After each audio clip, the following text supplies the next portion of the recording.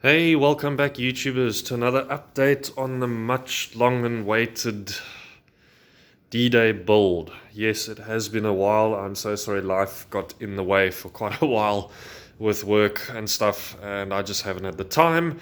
But luckily I'm on a spot of leave, and with this very cold weather, we are currently going through a winter storm right now outside, so I've had a nice time indoors trying to make some progress. So yes, the D-Day build, which you saw in my last video, it has been quite a while, as I said. But I think I'm going to try and make a lot more progress while I'm on leave. The only thing is I'm struggling to make progress because a lot of the features and fittings, if I can put it like that, in terms of tang traps, barbed wire, and that, obviously that's going to come a bit later, and bunkers, I do need them to continue.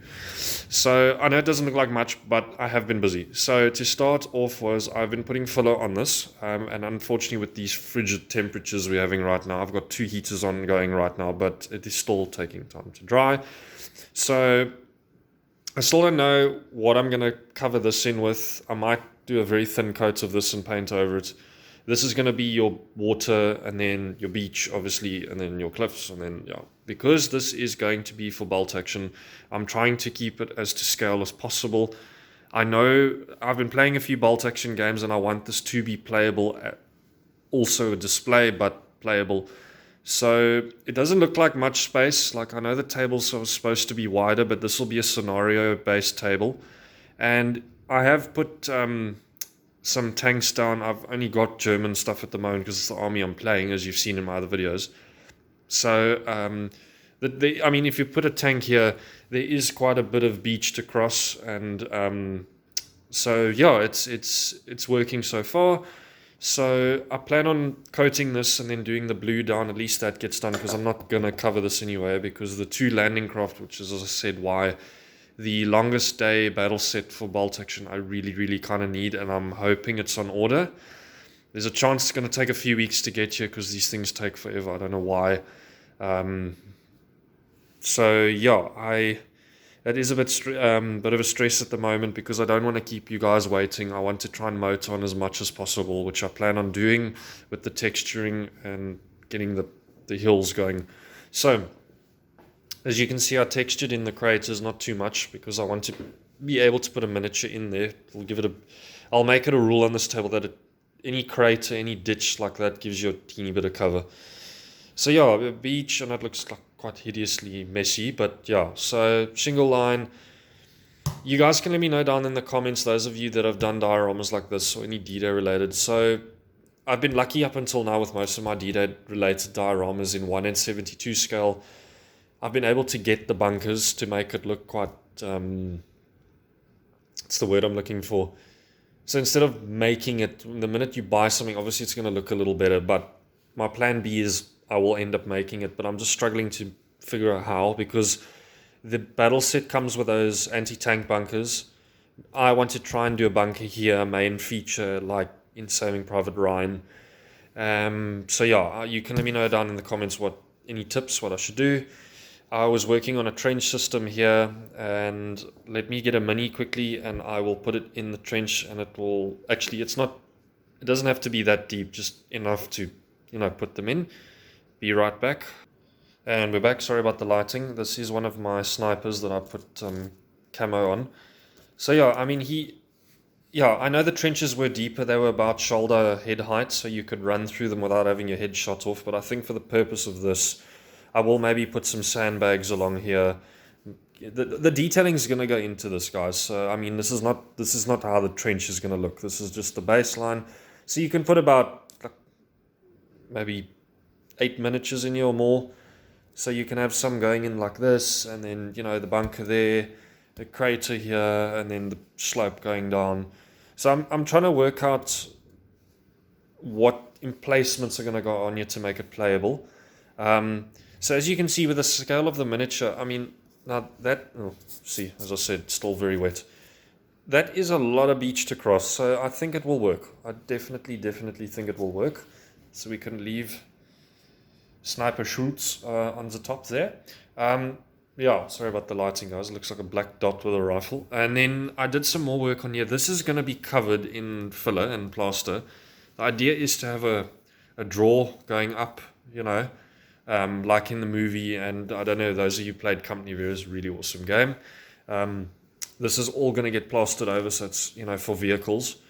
And then I was working on this. This is going to be for a MG team on their round base, so you'll be able to fit one there, and then I'll put covering over it or something. I don't know. I'll get there. So yeah, plaster. Put some in here to start, and then I'm going to put a barrier around here, and then put a more. You can be able to put a mortar team there, with your spotter somewhere up here, and then okay, the books are just weighing it down, so I've got to leave them there for now.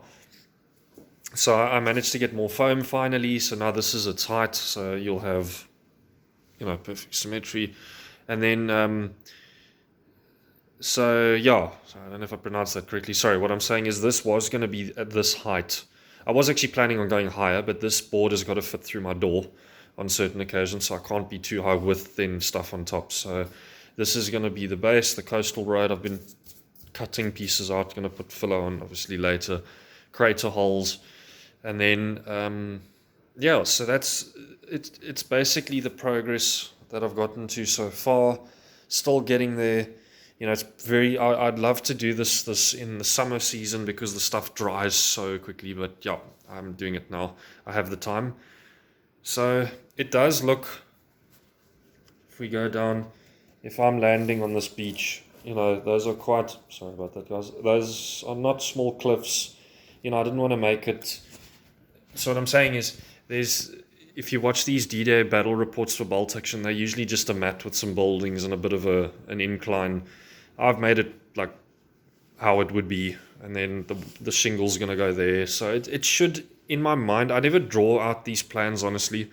I sort of go as I go along, and hopefully it's going to turn out the way I want it to. And then, yeah, I was working on today the little footpath going up here. So this is going to be also playable in terms of if your infantry stuck there, you do have an opportunity to try and bash through here if you can. So yeah, it's going to be very interesting. A lot of tide turners in the games. So if you know you are playing as the Germans and the opponent the Americans or the Brits, you're going to have an opportunity to try and bash through the Atlantic Wall. Sometimes the outcome could be different and that you could hold. I think what I'll do is leave it like a normal game of bolt action, and by turn 6, if you're not past here, then that's it. So yeah, it's going to be an interesting game. I was going to try and put a flak 88 there. I'm actually still waiting to find one.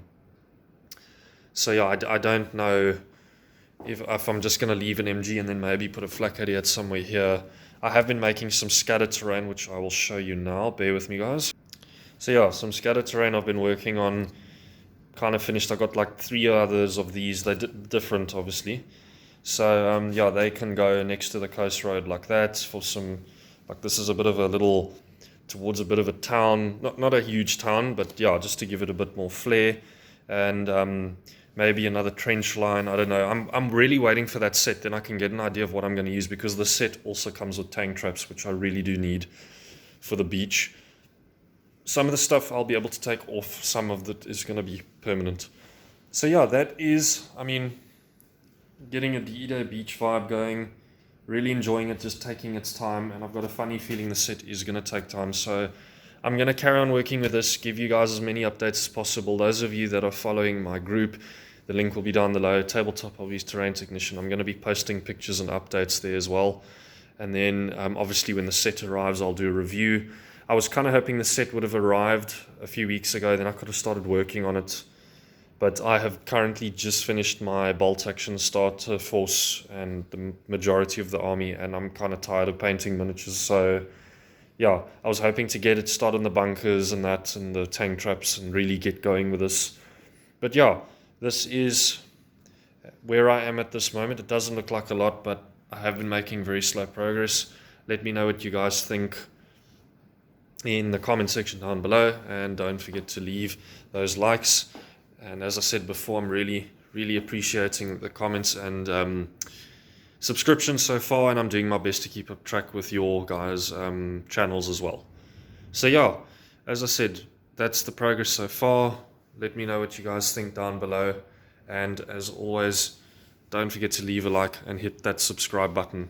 Thanks guys, I look forward to seeing you guys in the next video. Cheers.